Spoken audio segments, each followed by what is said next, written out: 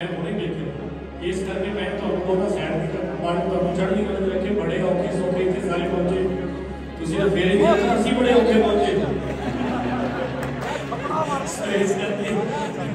असि जानते हैं 5 साल लगे सानू इतने औखे ये अप्लाई करते हैं और बहुत थैंक यू जय भाजी का जेडे साडे ऑर्गेनाइजर सारी यूएस दे विच असि दूसरी बार कर रहे और अपना भी समझ भी इन्होंने सारी टीम का बहुत थैंक यू कि साडा केड़ा बापू करदा ब्लैक नहीं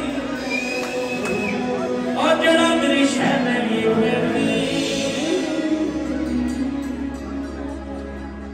साडे कुर्ता पजामा पाया वेख के नक झाड़दी शनेर जी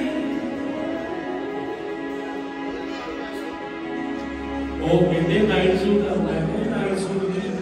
ये साडा सूट असि कुर्ता पजामा उदों पाउंदे जदों किते बहुत खास जगह जाना होवे